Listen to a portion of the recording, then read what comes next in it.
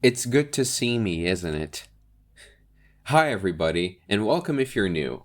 I'm Danny C. Painter, specifically, and I'll be your host for Danny the Logo Historian 2.0!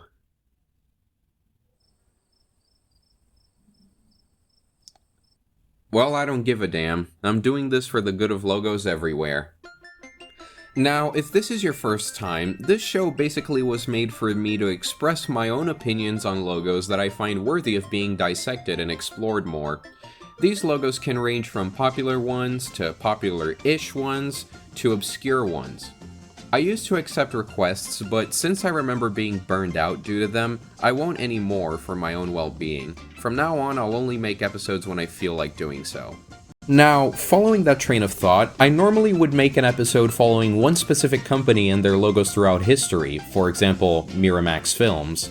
But for this episode, I'm gonna do a thing that I did last time I was in this place, and that is an episode focusing on more than one company. Only, unlike last time where I only focused on my favorite logos from specific companies, I'm going to be covering a more extensive array of logos based on their historical dates of first and last appearance, and I'm not going to make many exceptions, if at all. Now, this episode is definitely going to be a treat for me, since all the logos I'm going to cover in this episode are ones that I remember having brief periods of interesting hyperfixations on, mainly because they all share something in common. They're movie studios. And if there's anything I love other than logos, it's movies. But not only that, they're all companies founded by a collective of celebrated figures in the industry, whether they'd be directors, producers, or even actors. They're the so-called vanity cards, and that's how you can tell a vanity card from a simple production company. These are much more common on television, but films have a lot of their own as well. But just to keep this shorter and simpler, I've decided to select the three main film companies I've hyperfixated on that happen to be owned by celebrities. These companies are Amblin Partners, here represented by Amblin Entertainment and DreamWorks Pictures, Image Movers, and Playtone. I've decided to name them, unofficially, the Danity Cards, because, well, duh. I don't even need to explain the pun. But what I will explain, as I do in any one of these episodes, is the history behind every company as I shift the focus to them, so let's get this metaphorical logo party started. First up is Amblin Partners. Now, Amblin Partners as a company was founded in 2015 as a joint venture between a few individuals and their companies. Steven Spielberg, legendary filmmaker and co-founder of Amblin Entertainment, Darren Throop, co-founder of Entertainment One, which in 2004 became Lionsgate Canada, Anil Ambani, heir to the throne of Reliance Group, and Jeff Skoll, founder of the now-defunct Participant Media.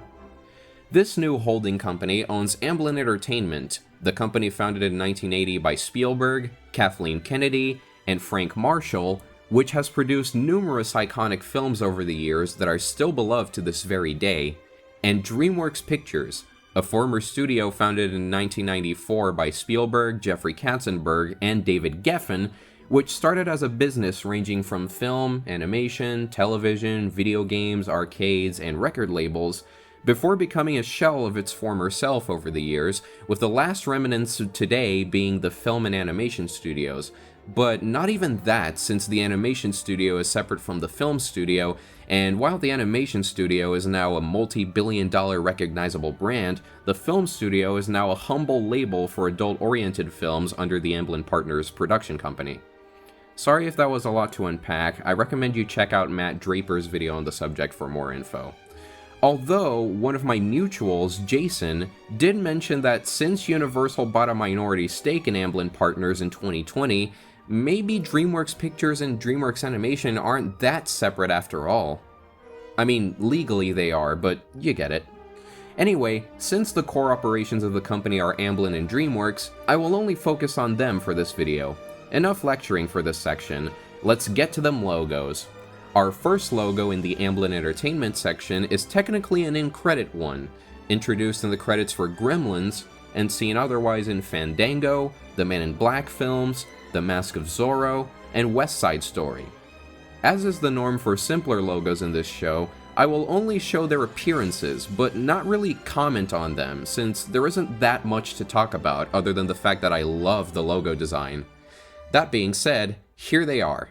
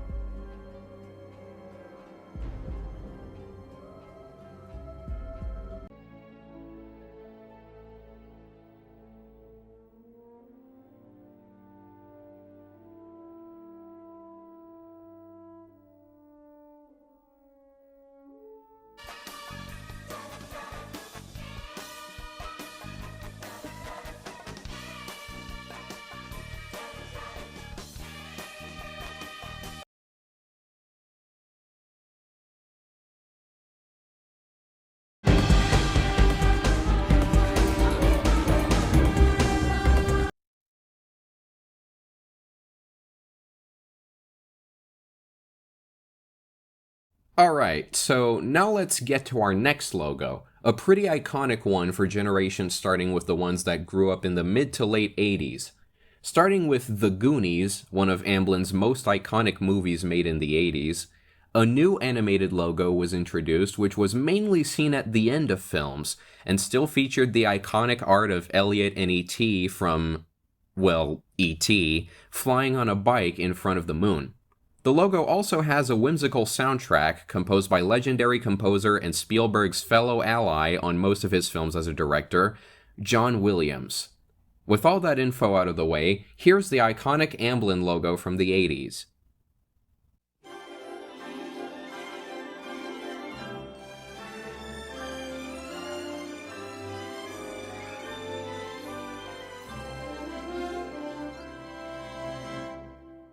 Honestly, regardless of how you feel about the technical quality of the logo, you can't deny that it is in fact iconic. And for me, it's just a really good logo. I don't know why, but something about this logo has managed to stand the test of time, and even though it looks somewhat cheesy nowadays, the logo is so simple and so nostalgic that I could actually kind of see it being used today. So much so that it kinda was.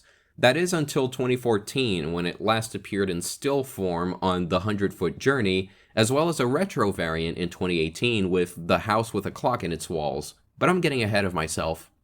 The animation is simple yet effective, and the music just evokes that 80s Amblin-ish nostalgia that this now represents so well. I honestly think the most iconic thing about this logo is that little shadow wipe effect that reveals the Amblin name. It looks pretty cool. Overall, a great logo for film fans, geeks, nerds, and logo fans alike. Now bring on the variants. This logo has had quite a few variants over the years, and while it's not anything as substantial as a full-on logo change, they're still interesting to mention, and that's exactly what I'm gonna do. The first variant is a simpler one, where the logo is slightly modified for Amblin's films released during the 80s and 90s, which were filmed for the 2.35:1 aspect ratio, aka scope.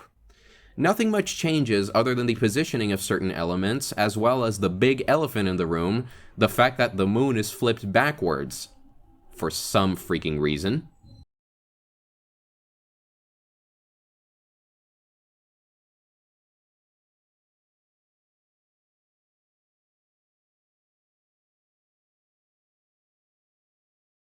Honestly, I don't really know why exactly they made this. Not only was the normal variant also an open matte print of the other films filling the entire frame, meaning that it could have easily been cropped to scope, but also starting in 2005 with The Legend of Zorro, and lasting until pretty much this logo's last appearance, they literally reused the normal variant, but they cropped it. So that renders this practically useless.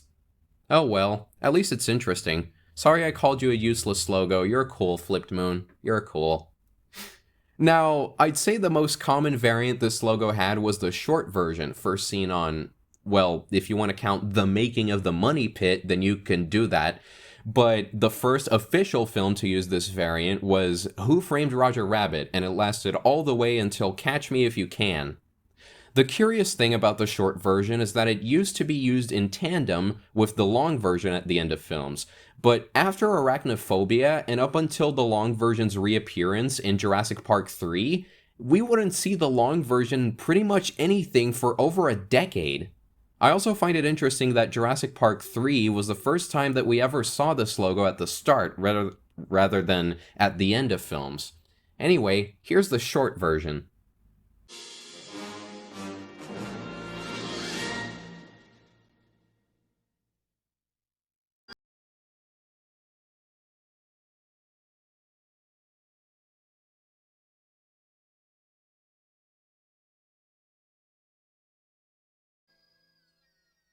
Pretty cool, huh? Even the flipped moon got a short version. Anyway, that's pretty much it for this logo, so let's move on to the second animated logo and third logo overall, which first appeared in 2015 at the beginning of Jurassic World and continues to be used to this day. Time to see how the refresh looks like.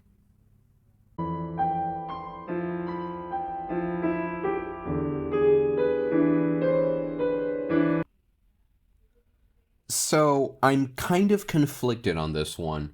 While it is a really well-made logo that definitely serves as a worthy successor to the other logo, and is a much better logo to represent Amblin's sense of constant innovation and sense of wonder, I'd say the biggest problem with this logo is that it's just way too damn short. I just wish it was at least 0.25x longer, and I'd say that I also wish the logo stayed on screen for at least 2 more seconds before fading out. I don't know if I would have made it as long as the original logo, but I do wish we could have registered more of this logo than what we did get. Now, what we did get is amazing, but it could have had a bit more time to shine. Still, it's a great logo that I really want to see on the big screen, and as of the time I write and record this, I just might, since Jurassic World Rebirth is currently out and I wanted to watch it. Amblin, let's go. Anyways, honestly, I wanted to count the different divisions as variants since the logo is the same across Amblin's divisions, albeit with entertainment modified accordingly. So that's exactly what I'm gonna do. First, here's television.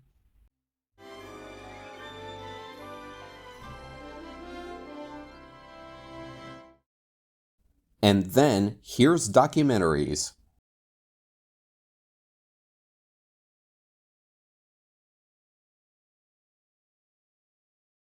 Honestly, for these two, the duration fits much better. Now, I would show the Amblin Partners logo that shows up in the credits for the films produced under Partners, but I've kind of done that already. It's literally just the print logo fading in and out. No more, no less. So, now let's move on to our second Amblin-related label, DreamWorks Pictures. Now, you might be confused as to why they're here. That is, if you haven't seen the start of the video. Now, as I mentioned before, you can find out much more about DreamWorks SKG's Rise and Fall on Matt Draper's video, which will be linked below, and if you want a summary, you can literally go back to the start of the video, but I'm getting ahead of myself. Let's go on to this company's single logo, but one which I still think is worth discussing in this episode. The logo itself premiered in 1997, along with DreamWorks' first live-action film, The Peacemaker, directed by Mimi Leder. I really hope I'm pronouncing her name right. The logo was produced by Industrial Light and Magic, directed by animator Wes Takahashi, and designed by Robert Hunt, who based the Moonchild off of his son, William. The music was also composed by John Williams. Let's take a look, shall we?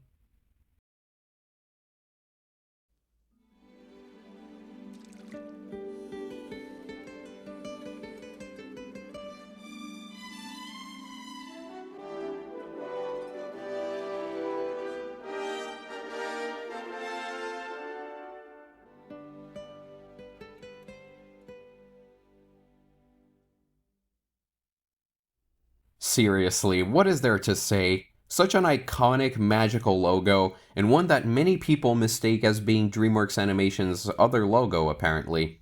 It technically was, since DreamWorks Pictures and Animation used to be under the same umbrella, and it was only starting with Shrek 2, where they decided to make a specific logo for their animation division, which was spun off the same year, but I digress.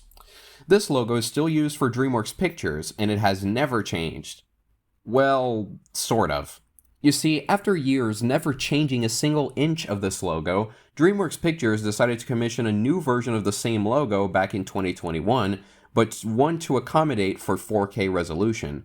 So they hired a small team at Technicolor to make an enhanced version of the logo, which frankly looks amazing.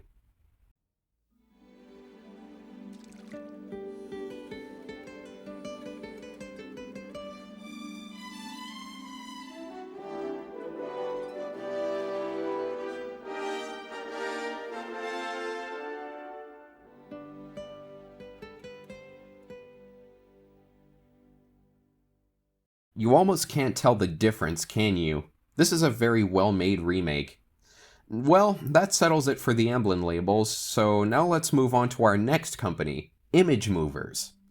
Image Movers LLC was founded in the late 90s by Robert Zemeckis, the famous filmmaker behind such films as Back to the Future, Who Framed Roger Rabbit, both of which he coincidentally got produced with Amblin Entertainment, The Polar Express, Castaway, Beowulf, Flight, The Walk, Allied, Here, among others, along with fellow producers Jack Rapke and Steve Starkey. Now, as you might know, in 2007, after releasing 3 animated films using the motion capture technique, Image Movers decided to make a joint venture with Disney by the name of Image Movers Digital, whose only finality was to make animated films using the mocap technique. Doug Chiang, now known as the production designer for the recent Star Wars projects, was the company's executive vice president and has previously worked as production designer for The Polar Express and Beowulf, and did the same for both films released under Image Movers Digital. You might recognize them for making that one A Christmas Carol adaptation written and directed by Zemeckis himself, and of course the big friggin' bomb that was Mars Needs Moms, directed by former Amblimation and current DreamWorks Animation employee Simon Wells. Both films bombed and caused IMD to close down, but once again, I digress.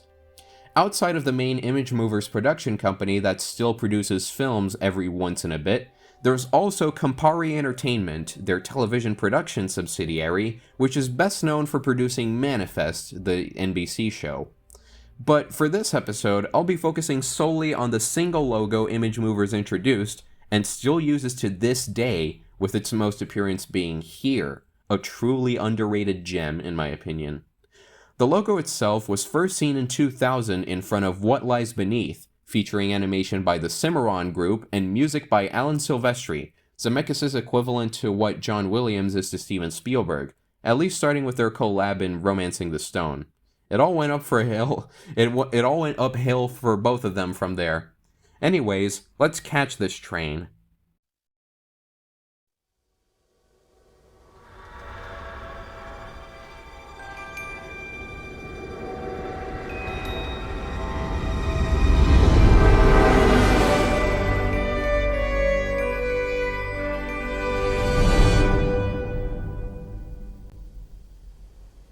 Honestly, if you guys know me, then you know that this is one of my all-time favorite logos.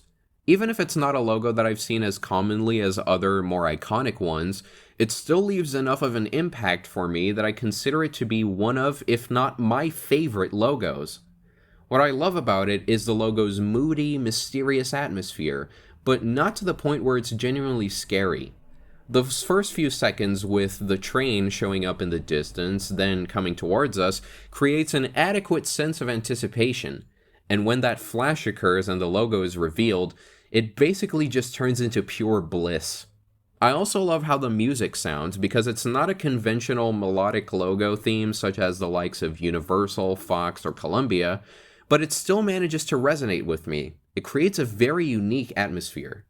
Overall, I wish movies used this logo more commonly, as Image Movers productions tend to either just have a print logo at the end of the credits, or no credit at all depending on the movie. Honestly, I was really glad to catch this in theaters when I went to, well, the theater, to watch here earlier this year. Those are a lot of ears. Anyway, there really aren't many variations to show for this one, except for an interesting little variant with a slightly different end product, which can only be found on full screen prints of What Lies Beneath.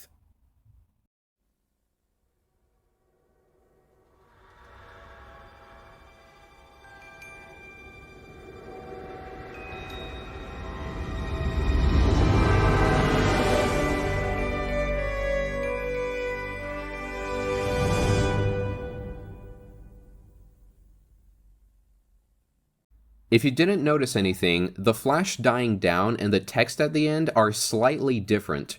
The most notable difference is the text, in my opinion, since it's way shinier than the logo we're more used to seeing. Anyways, the other one that I've got to show is the print logo, mainly seen at the end of films. I'll show 3 examples from The Walk, Pinocchio, and Here.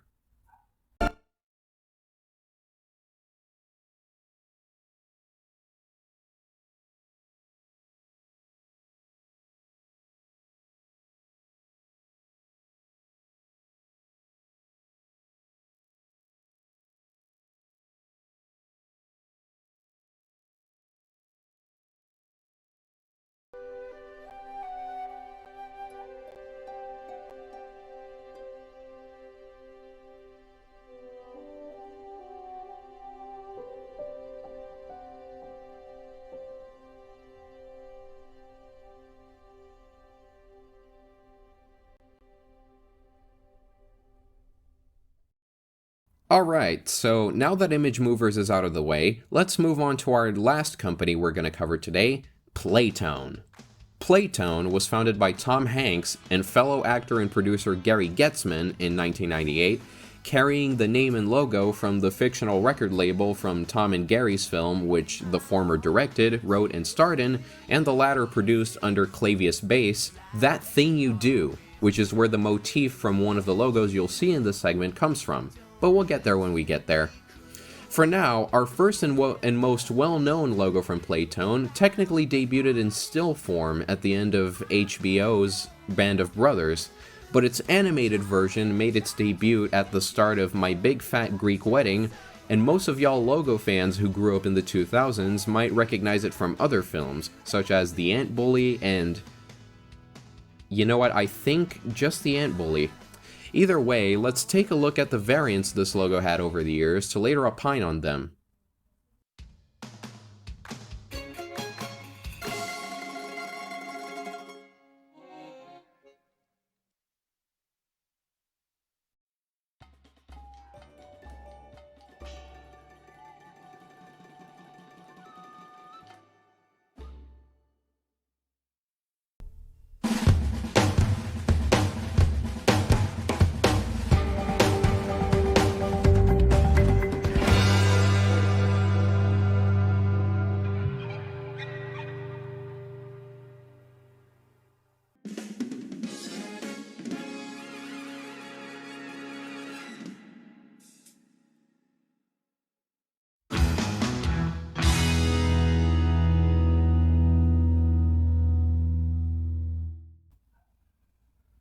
Honestly, I find this logo really charming.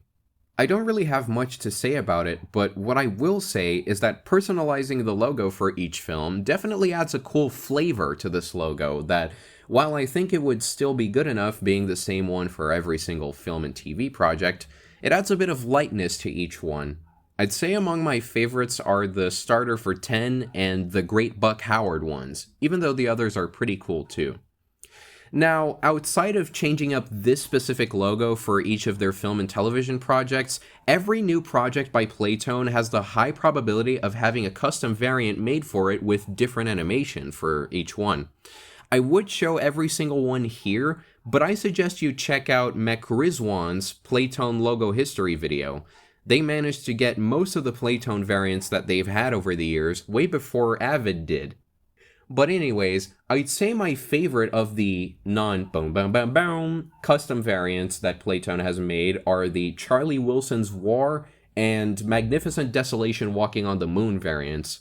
Those ones are a bit like more electronic in their vibe, but at the same time they actually fit pretty well. I don't know. But anyway, what I will do is cover two logos that Playtone has used recurrently in a few of their recent projects in both the 2010s and 2020s, starting with what was originally supposed to be a variant for the film City of Ember, released in 2008, but one that kinda stuck around after that. Let's take a look.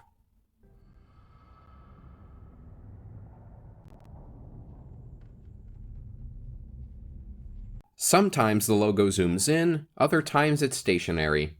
Either way, this logo has been used recurrently on many of the projects released by Playtone for the last 2 decades, and honestly, even if it is mostly still, I can see the appeal in this one.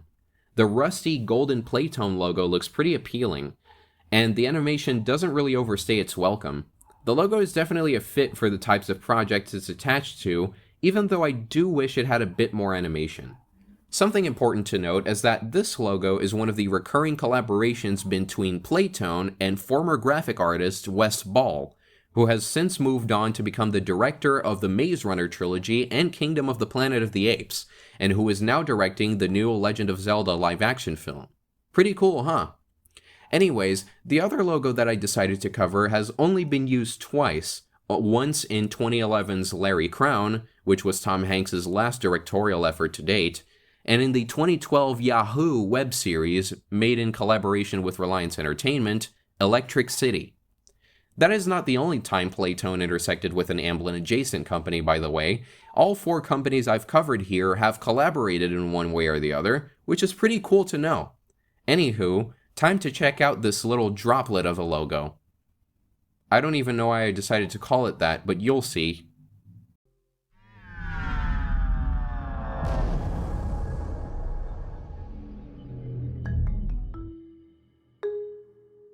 Spectacular. Honestly, I can tell Tom wanted to use this logo more than it actually was used. From the xylophone rendition of the last notes of That Thing You Do to the voice of Hanks himself saying spectacular. I don't know why this wasn't used outside of the 2 projects it was featured on. Anyways, I actually really like the concept behind this logo, even if we've seen other Liquid-related logos before. But I think this one makes a nice twist out of that by having the drop dissipate into the symbol, if that even makes sense. It looks pretty nice, and I like the music and sound effects. A pretty decent logo that I wish was used more, but it's still not my favorite from Playtone overall. Alrighty, so I'd say we can call it a day for this new episode of Danny the Logo Historian, and the first 2.0 one.